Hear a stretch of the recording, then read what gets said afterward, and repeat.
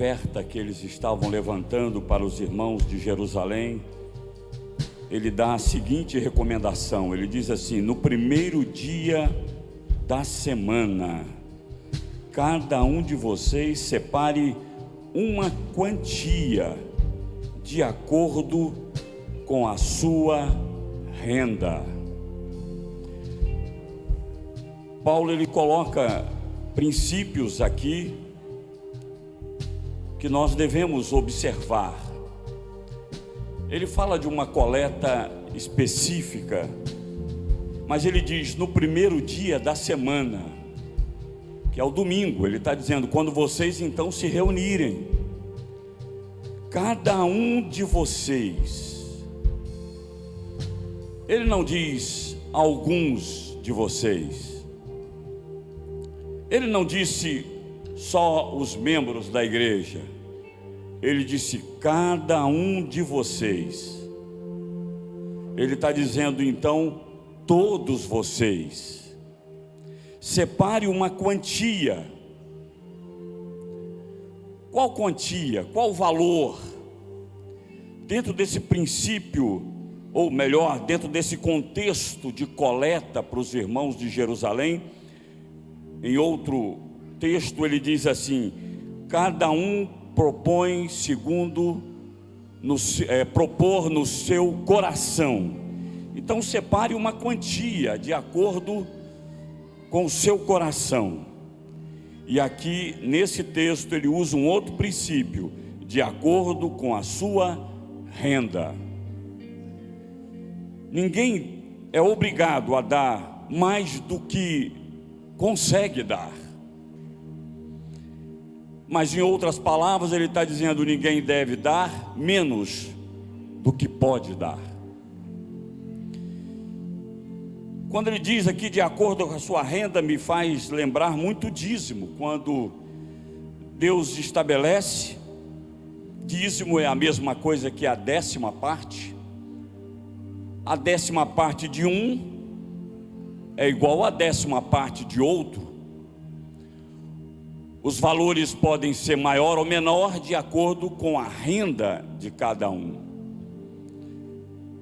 Mas então se encaixa perfeitamente nesse princípio. O que eu entendo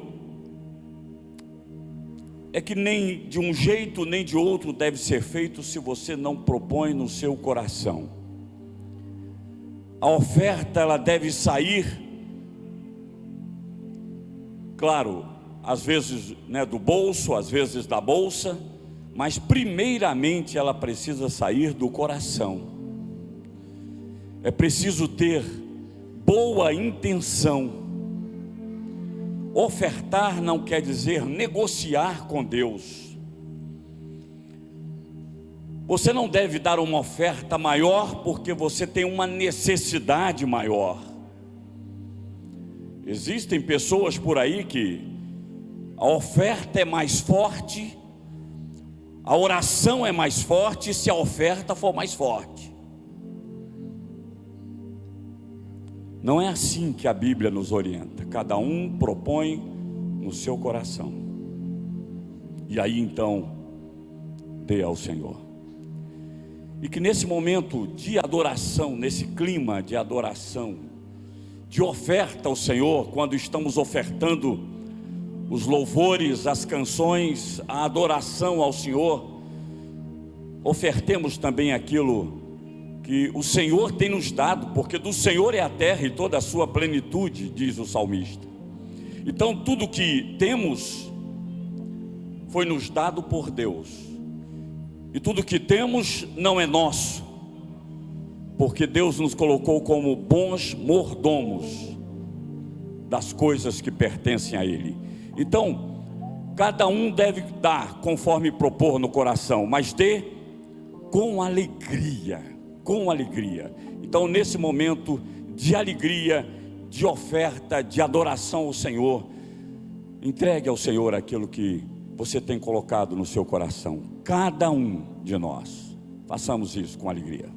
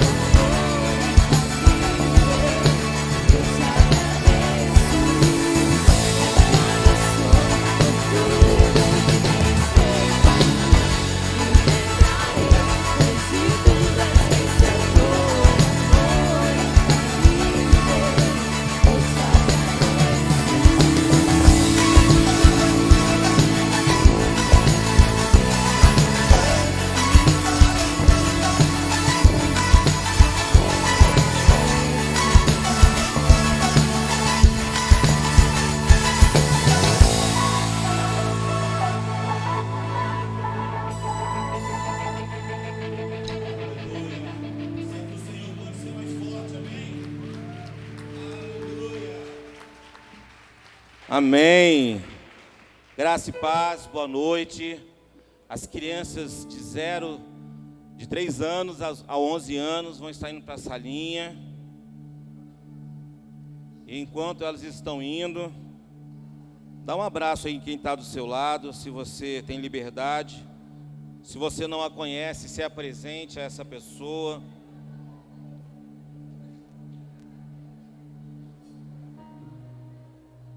Amém? Olha bem dentro do olho dela e diz para ela assim: hoje, mas fala para ela assim: especialmente hoje, papai quer te pegar. Amém? Assim você pode tomar o seu assento. Aleluia. Melhor coisa é deixar papai nos pegar, não é verdade? Eu quero ler um texto com você, que está em 2 Samuel. 2 Samuel,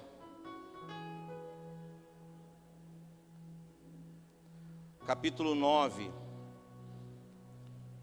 Se a projeção, não sei como que está lá atrás. 2 Samuel, capítulo 9.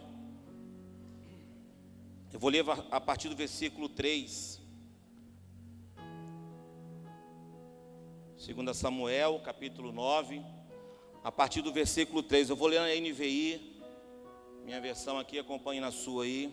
A minha diz o seguinte: perguntou-lhe Davi: resta ainda alguém da família de Saul, a quem eu possa mostrar lealdade a Deus? Respondeu Zipa: ainda há um filho de Jonatã, aleijado dos pés. Onde ele está? Perguntou o rei. Zipa respondeu: na casa de Naquir, filho de Amiel, em Lodibar. Então o rei Davi mandou trazê-lo de Lodibar. Quando Mefibosete, filho de Jonatã e neto de Saul, compareceu diante de Davi, prostrou-se com o rosto em terra. Mefibosete? Perguntou o rei.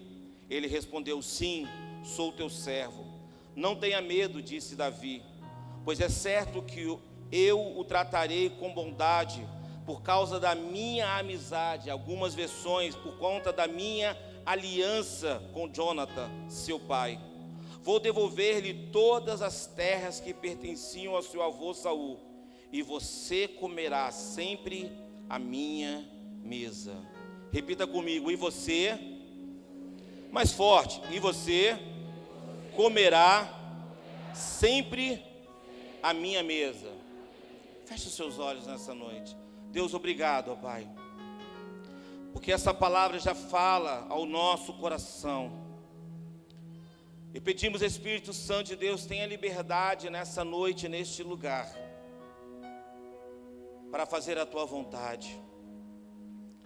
Tu és a razão de estarmos aqui. Não viemos, Senhor Pai, pelos louvores, Senhor Pai, não viemos por aquele que irá trazer a palavra, mas viemos, ó Pai, porque a vida na Tua palavra, porque a Tua presença é real neste lugar. E, ó Pai, necessitamos do toque sobrenatural do Senhor nas nossas vidas nessa noite. Conduza-nos, ó Pai, através desta palavra. Ó Pai, eu me escondo atrás da cruz para que Cristo seja visto, seja notado, Senhor Pai, seja sentido nessa noite, neste lugar. Ministra, Senhor Pai, não aquilo que nós queremos, mas fala, Senhor Pai, aquilo que nós precisamos, em nome de Jesus. Amém, amém e amém. O tema que eu dei a essa mensagem é sentados à mesa de Deus. E compartilha com quem está do seu lado aí, o que você pode fazer sentado numa mesa? Pergunta para ele aí e responde aí. O que você pode fazer sentado a uma mesa?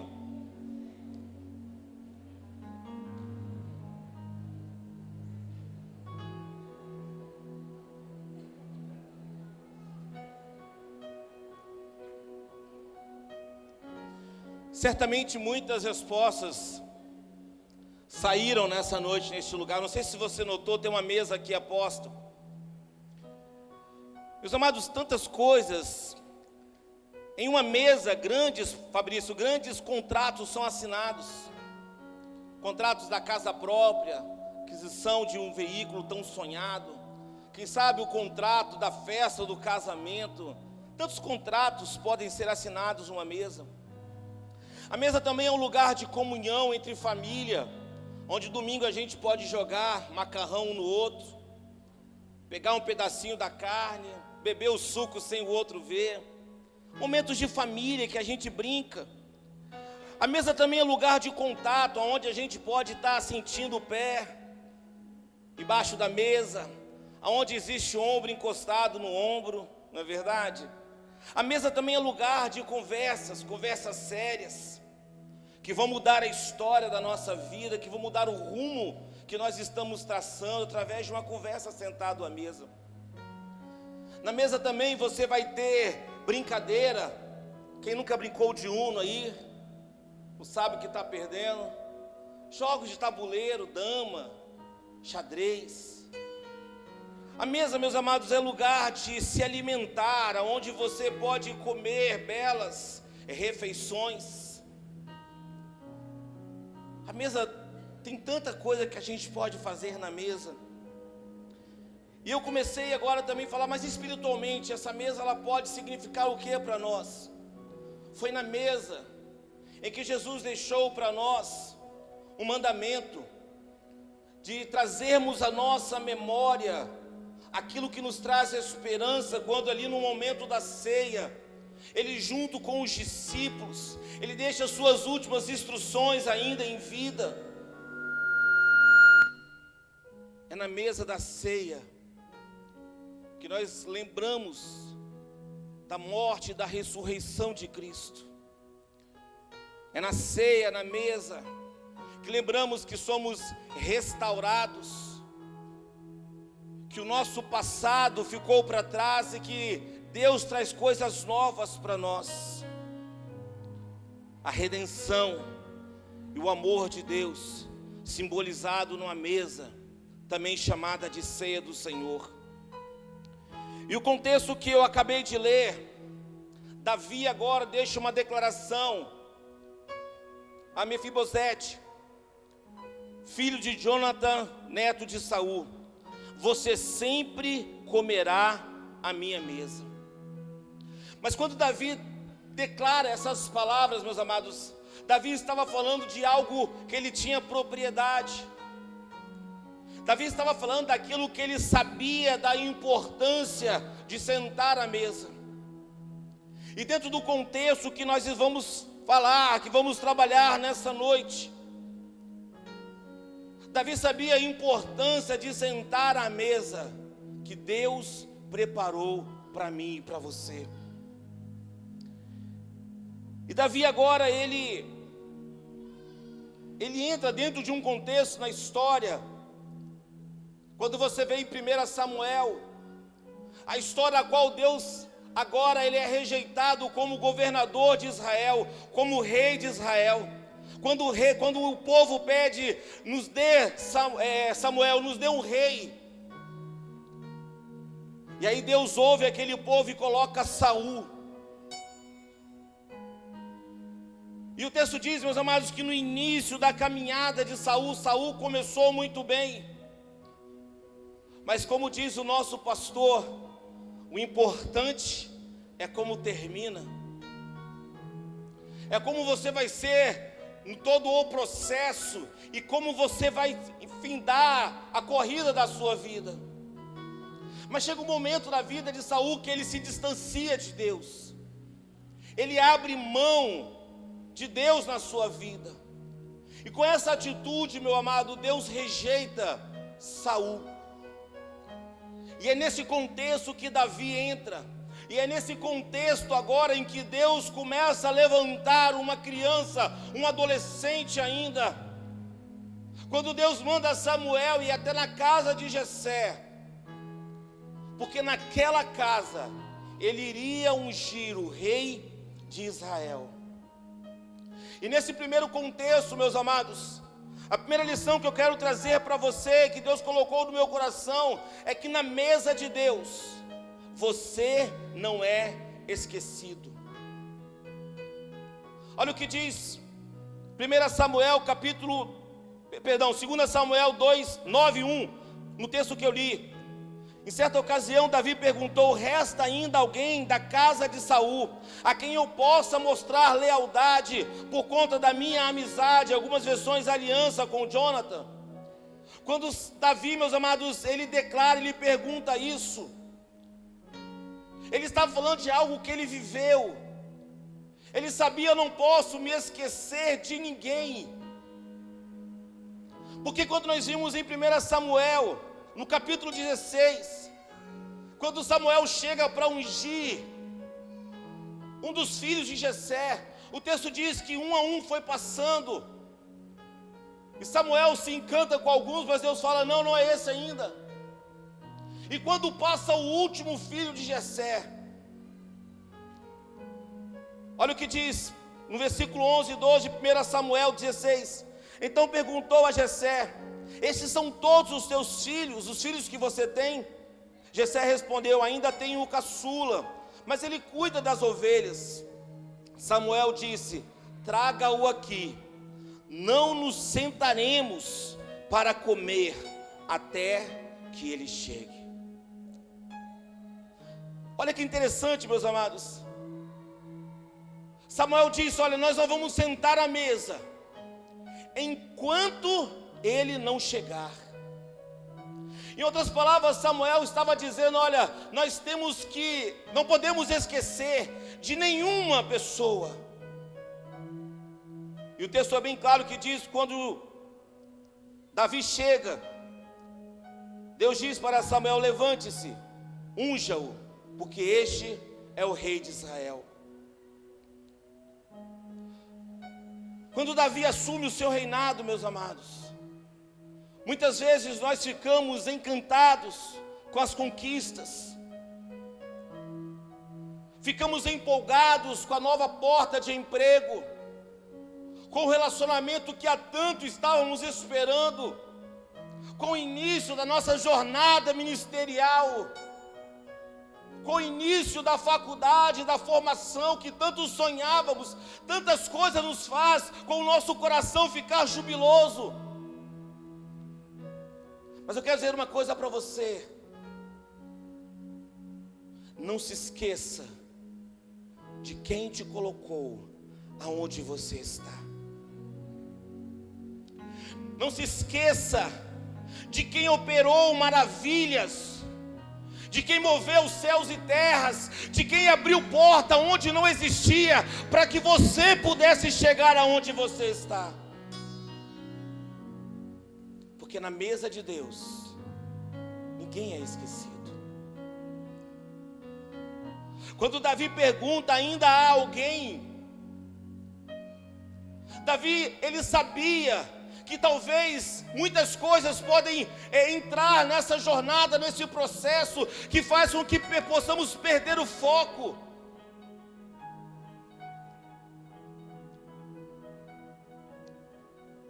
Eu não sei, meu amado, se como Jessé talvez ficou tão empolgado com a presença de Samuel, o maior profeta, sacerdote na sua casa, que ele se esqueceu daquilo que era mais importante, daquele que Deus está levantando para ser o diferencial na sua vida.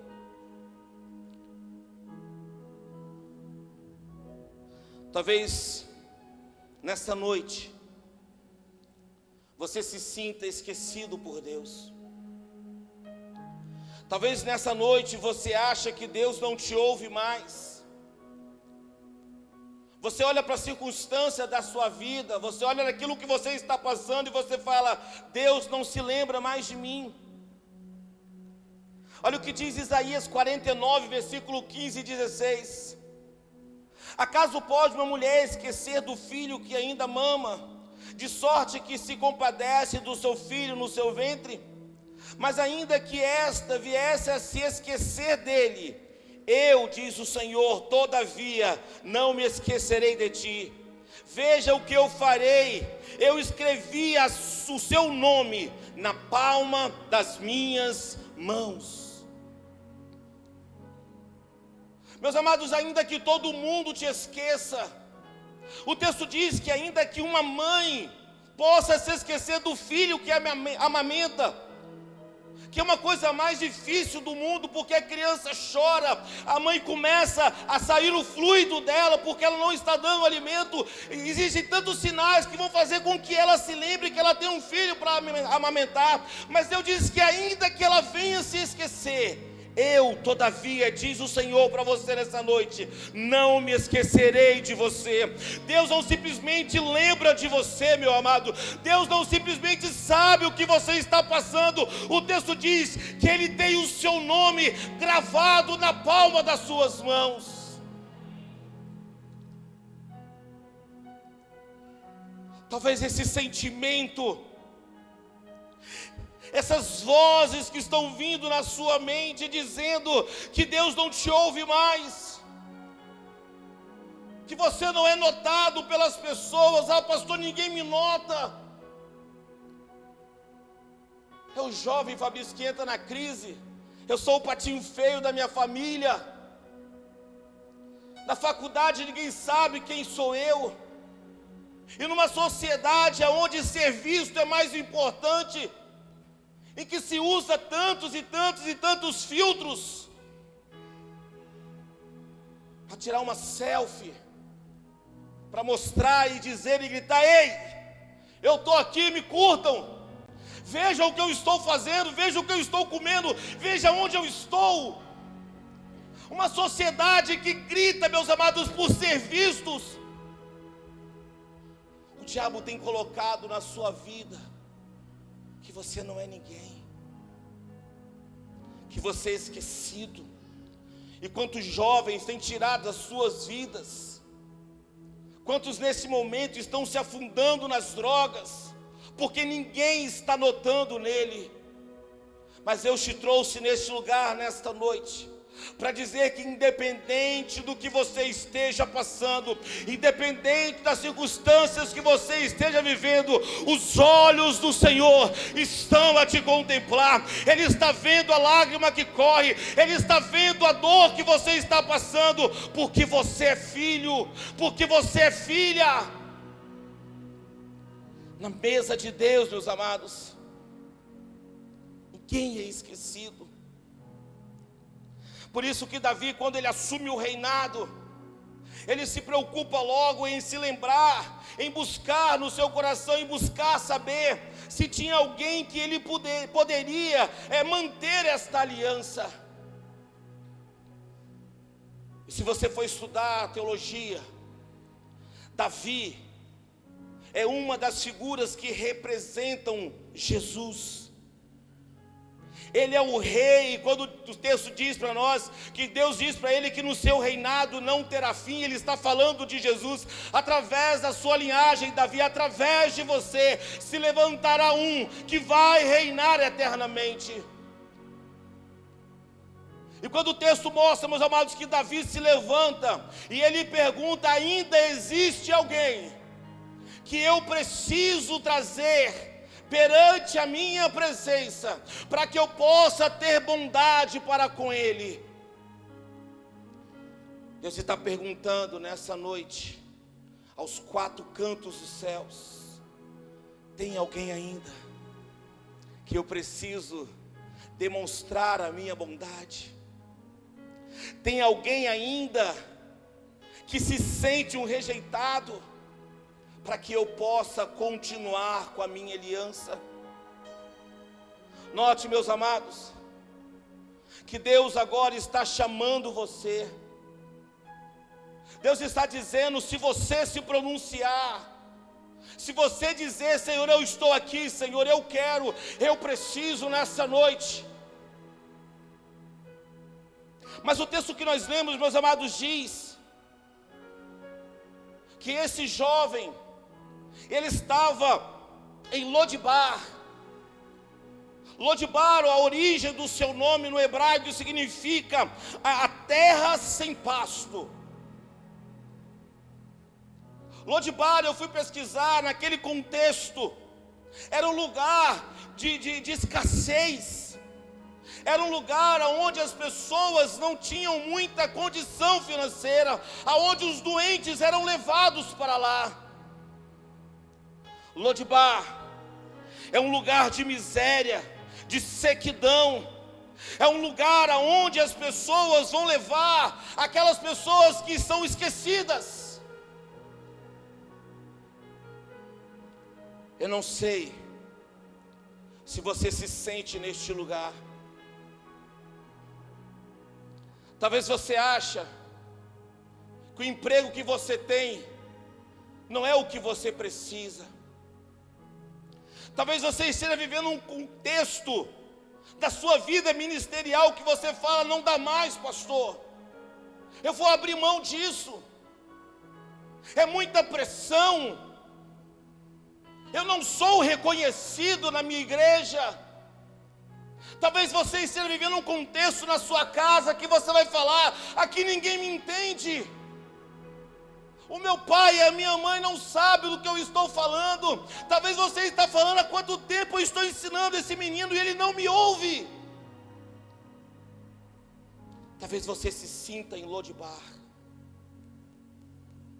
no lugar onde você acha que não tem vida, aonde não tem saúde, nem física, nem emocional e muito menos espiritual. Mas Deus te diz nessa noite, Lodebar não é o seu lugar.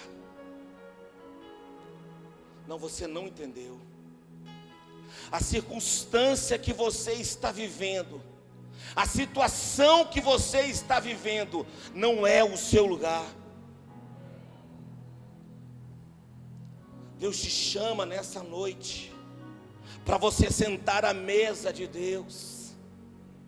Deus te chama nessa noite para você sair do lugar de sequidão, do lugar de morte, do lugar de doença e vir para sentar à mesa do Pai.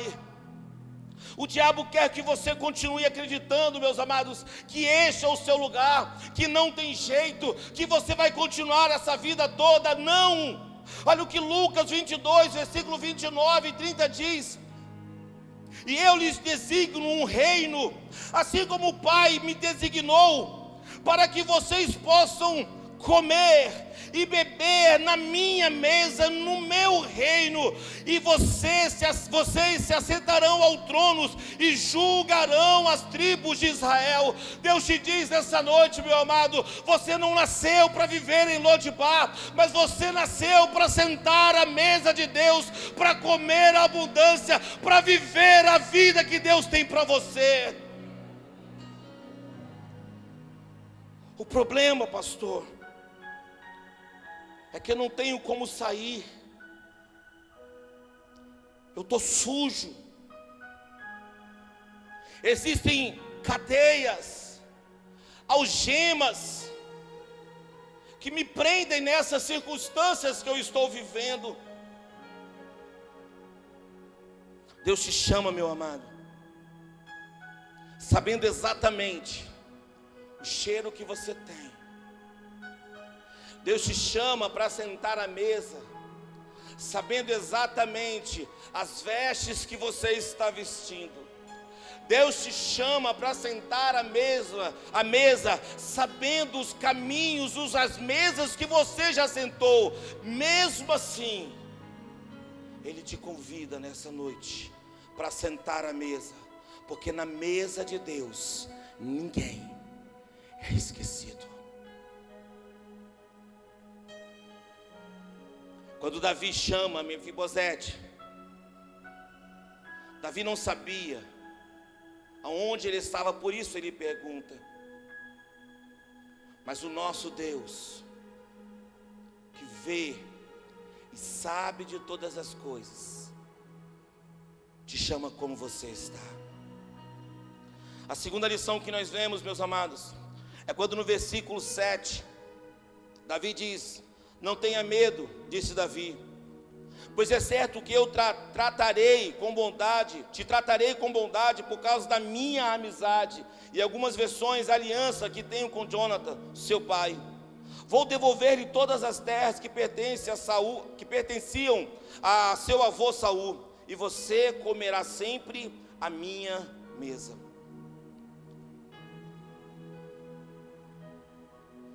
Quando falamos de aliança, meus amados, porque na mesa de Deus tem aliança.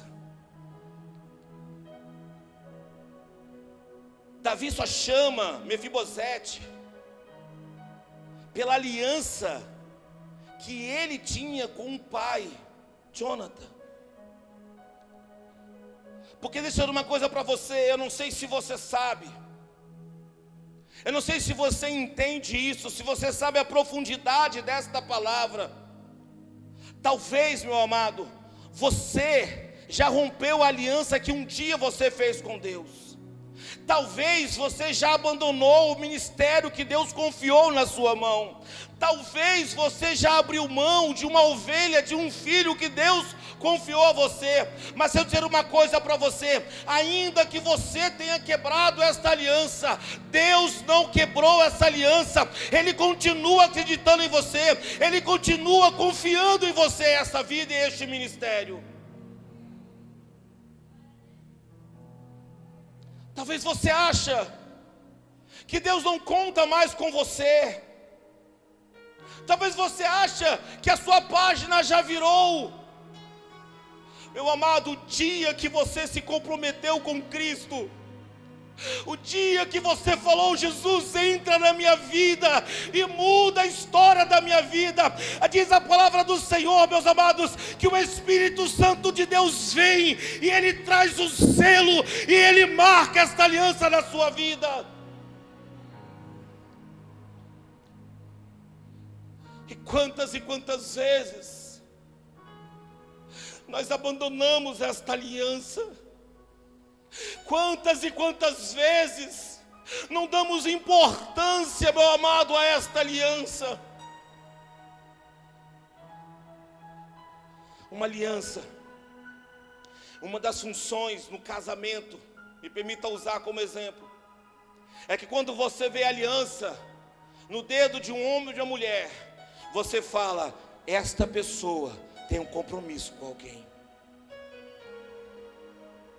Quando você olha uma aliança no dedo de um homem ou uma mulher, você fala: essa pessoa não é sozinha, ela tem alguém. E, meu amado, você tem o Espírito Santo de Deus que sela essa aliança. E quando o diabo,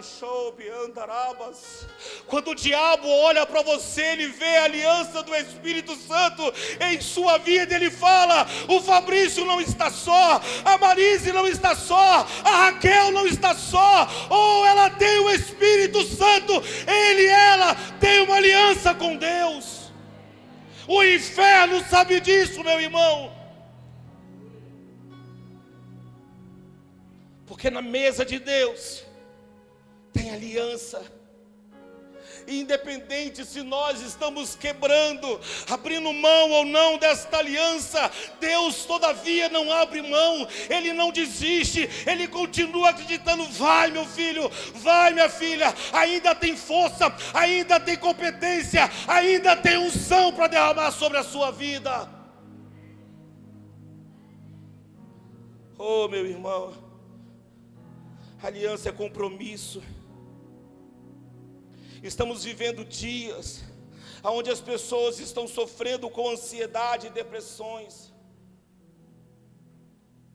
porque não tem com quem dividir, porque estão abrindo mão de alianças que um dia foram formadas no reino de Deus.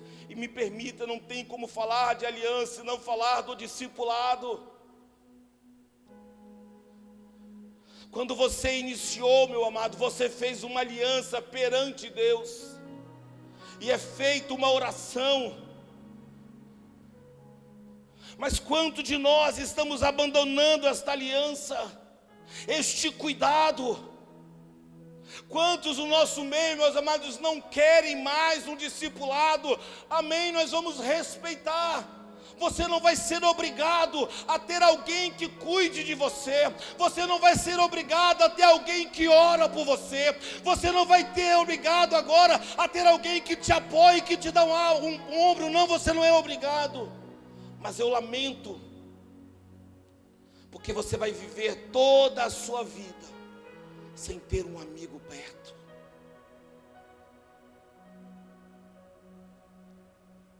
eu só lamento, porque você vai viver momentos de angústias, aonde você poderia ter alguém que vai estar com você, cuidando, orando por você. Meu amado, quem tem aliança, tem um ombro para chorar. Quem tem aliança, tem um ouvido que possa te escutar. Quem tem aliança, tem um colo na qual você pode descansar. Tudo isso está na aliança. Olha o que diz Bárbara Shaw, o Jer: o isolamento é um assassino de sonhos.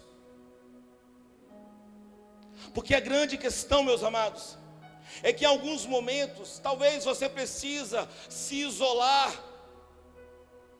Sim, talvez por algum momento você precisa se isolar de pessoas, mas não das pessoas.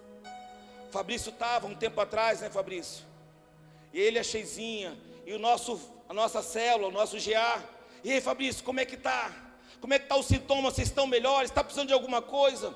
Eles estavam isolados de pessoas, mas eles não estavam isolados das pessoas, porque nós estávamos perguntando. A Valdirene está lá em casa agora, e os nossos pastores estão ligando, o pessoal do nosso GA está ligando. E aí, Valdirene, como é que está o pé? Está melhorando? Como é que está? Nós estamos nos isolando, meus amados, das pessoas. Por isso o isolamento tem destruído tantos sonhos, porque você não ouve aquelas palavras de ânimos que diz: olha, vai dar certo. Quando você abre o coração para falar: olha, Deus está me dando a possibilidade de adquirir isso, tem pessoas que vão falar: vamos, vai dar certo, eu vou orar por você. Na aliança, meu amado, você tem apoio, você tem os seus sonhos sendo impulsionados e não puxados para baixo. Mefibosete foi abençoado pela aliança que o seu pai tinha feito com Davi. Dizer uma coisa para você: a aliança que você firma hoje, a sua próxima geração continuará sendo abençoado por ela. Os seus filhos, os seus netos vão colher desta aliança que você fez com Deus, ou que você fez com amigos. E por último,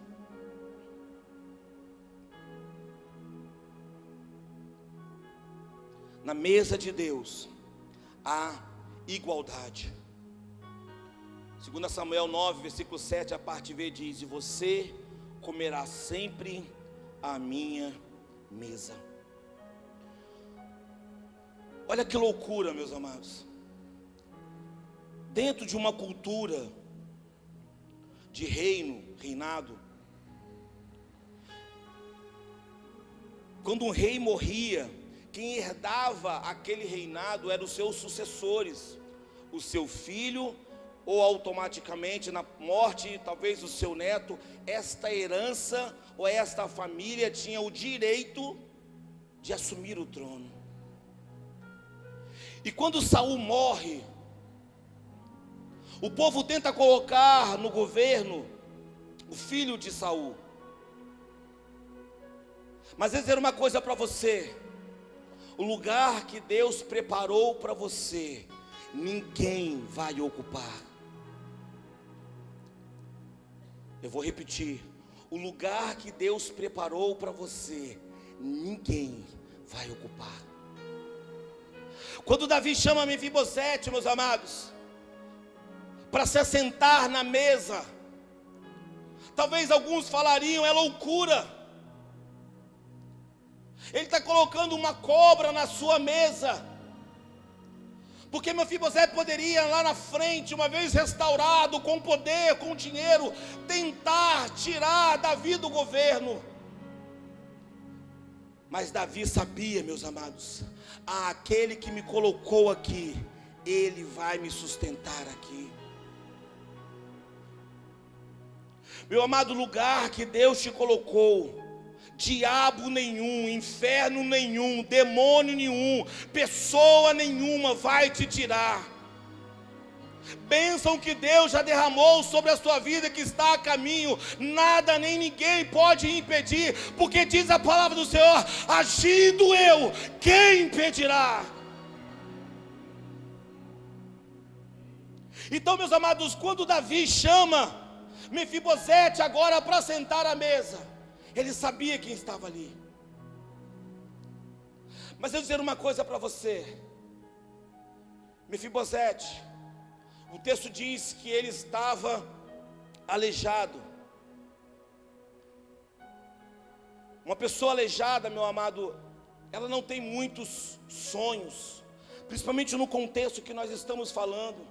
Um contexto que precisava se ir para a agricultura para poder arar a terra, precisava ir para os campos cuidar das pastagens, das ovelhas, dos animais, precisava se ir à guerra para demonstrar o seu poder. Um jovem aleijado naquele contexto, Fabrício, não representava nada.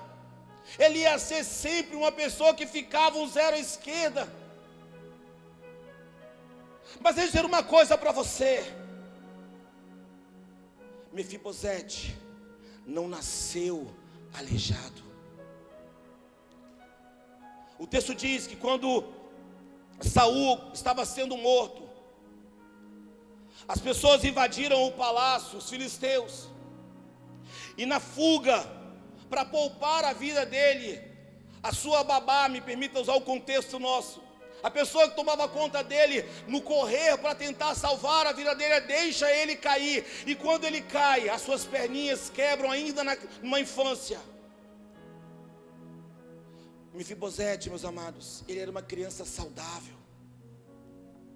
Deus fez ele saudável. Acredito que ele estava aprendendo a andar, pastor Honório, engateando. Os seus pais estavam sonhando, se alegrando com aquele primeiro passinho.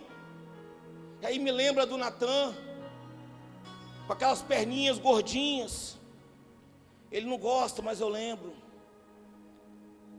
2 bolotinhas, andando, segurando nas coisas. Alegria quando ele larga aquilo ali e começa a andar. No dia que ele fez 1 ano de vida, foi nesse dia que ele começou a dar os primeiros passos sem segurar em nada. Todo pai lembra disso. Depois a gente se arrepende, né? Por que não ficou quietinho? E corre para todo lado. Mas Mefibosete não nasceu daquele jeito. Mefibosete, meus amados, não nasceu, Fabrício, em Lodibar.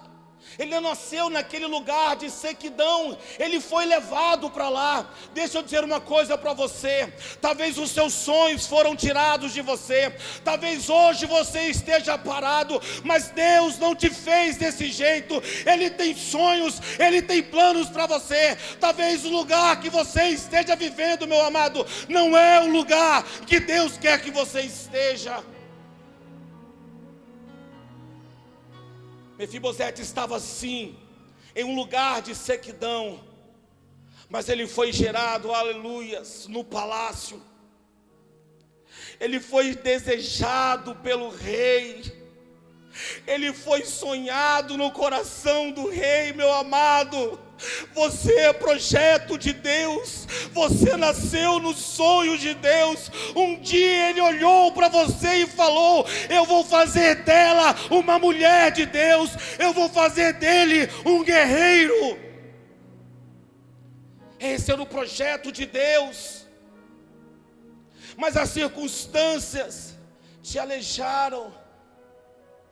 As circunstâncias te levaram para onde você está vivendo nesse momento. Oh, meu irmão,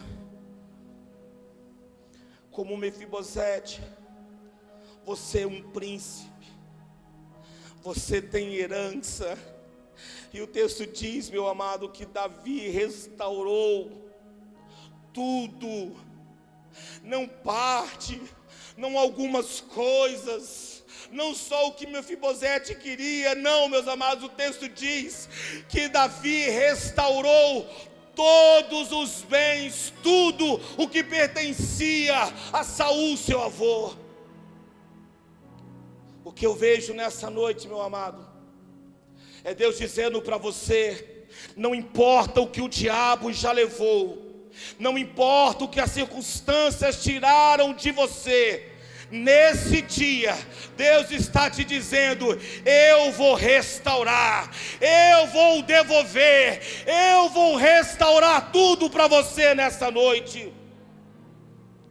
Deus está te chamando, sai do seu lugar, porque Deus está te chamando. Preste atenção, meu amado. Nós temos aqui, fica aqui do lado aqui do bamão para mim. Nós temos 3 pessoas.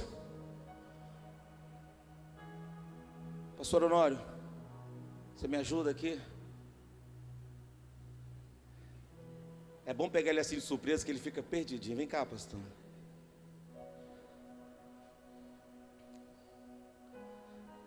Não, só.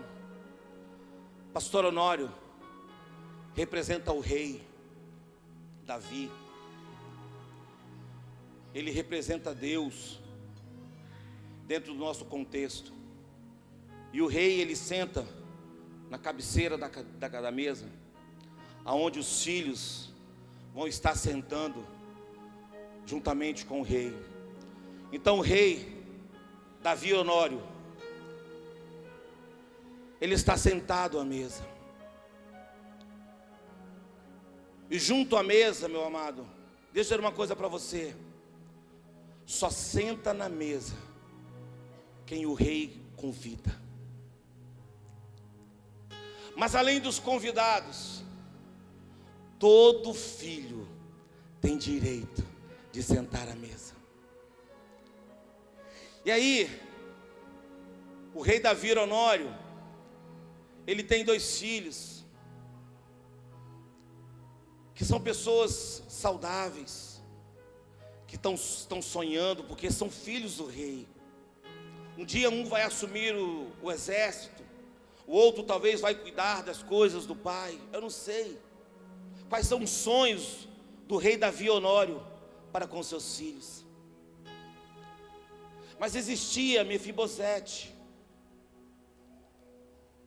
que ele chama para sentar à mesa. Mas nota, meu amado, que Bambam representa esse homem aleijado, que não consegue ter sonhos. Ele só vê a vida de baixo para cima. Ele só consegue olhar para baixo porque ele não consegue ficar de pé. Ele não tem projetos para a sua vida mais. Há uma diferença de postura dos filhos de Davi para com Mefibosete. Mas quando o rei chama e convida Mefibosete a sentar à mesa, os filhos ajudam Mefibosete, porque é o convite do rei.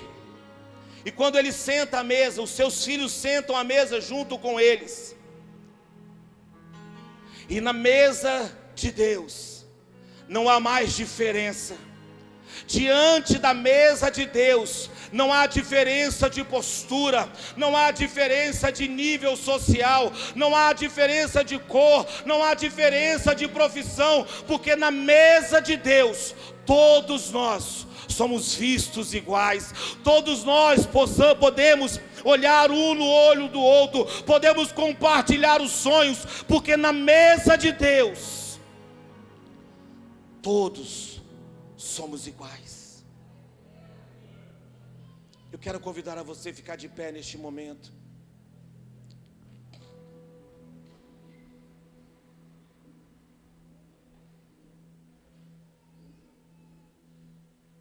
Talvez até hoje, como Mefibosete, você só estava olhando para baixo. Talvez como Mefibosete, você não tinha projetos de vida. Quem sou eu um dia para ministrar? Quem sou eu um dia para entrar na empresa tal? Quem sou eu um dia para casar com aquele gatinho, com aquela gatinha? Quem sou eu um dia para ter isso ou aquilo? Mas nessa noite, meu amado, o Rei dos Reis, o Senhor dos Senhores, te chama para sentar à mesa. Talvez até essa noite, o que você sentia é que você não podia. Talvez, como eu narrei, como Mefibosete, você se sente sujo, maltrapilho, mal cheiroso. Você não se sente digno de sentar à mesa. Mas Deus te chama sabendo como você está. Ele te chama sabendo aonde você está.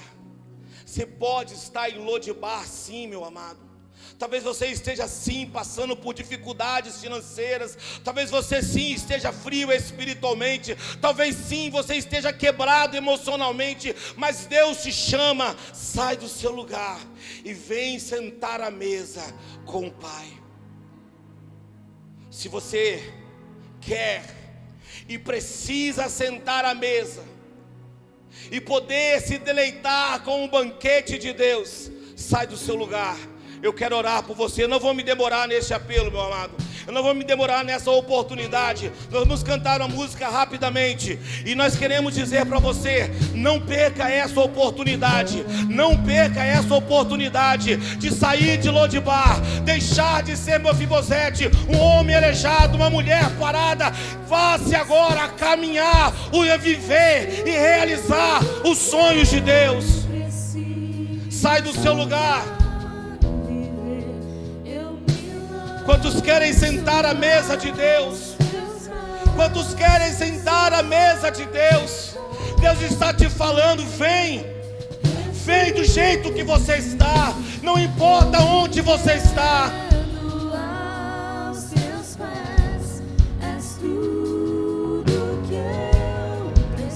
Se você vem à frente, feche os seus olhos nessa hora e diga: Senhor, eu quero voltar a ter sonhos. Eu quero voltar a viver os teus sonhos. Deus me fala, meus amados, que Ele quer restaurar ministérios nessa noite. Você que ficou sentado, Deus me fala que Ele quer restaurar o seu ministério.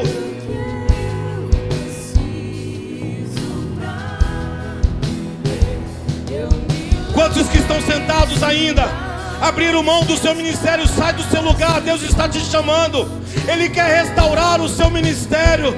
Ele quer contar com você novamente. Oh,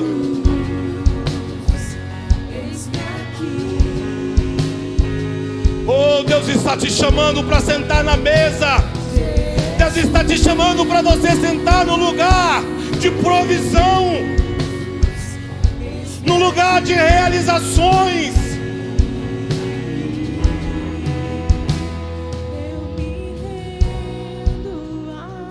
Oh, essa é a noite que Deus está te chamando. Ele te chama pelo nome, como Ele chamou Mefibosete pelo nome. Ele te chama pelo nome nessa noite. E eu sei que Ele está falando ao seu coração. Não endureça o seu coração nessa noite.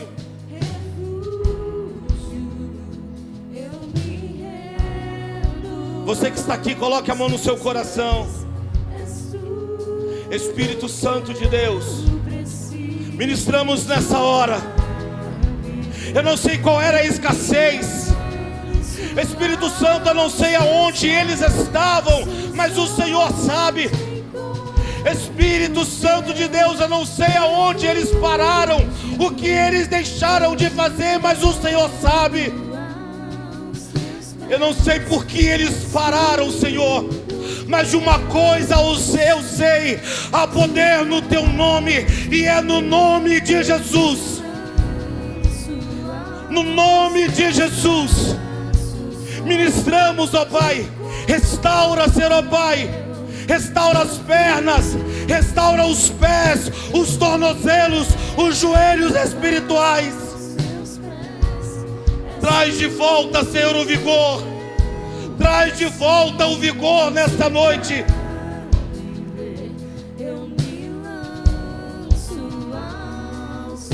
Você que está aqui à frente, você vai dizer para o Senhor: Senhor, eu estou aqui. Eu estou aqui, Senhor. Eu estou atendendo o seu chamado. Diga nessa noite: Senhor, eu não quero mais ficar parado. Eu não quero mais ficar parada, Senhor. Eu quero realizar os teus sonhos. Eu quero viver todos os teus projetos da minha vida. Espírito Santo de Deus, eu quebro nesta hora todas as cadeias, todas as correntes que aprisionavam os meus irmãos e as minhas irmãs, os teus filhos. E declaramos nessa noite, Senhor, que eles são libertos, libertos pelo poder do teu nome, para realizar, para impactar e para incomodar, Senhor, o inferno com o poder do teu nome, em nome de Jesus. Se você crê, aplauda o Senhor nessa noite. Creia, meu irmão, creia. Deus está colocando uma mesa na sua casa. Deus está colocando uma mesa na faculdade, no trabalho, no ambiente que você está vivendo. Deus está colocando abundância, providão sobrenatural, em nome de Jesus. Aleluia. Pode voltar para o seu lugar.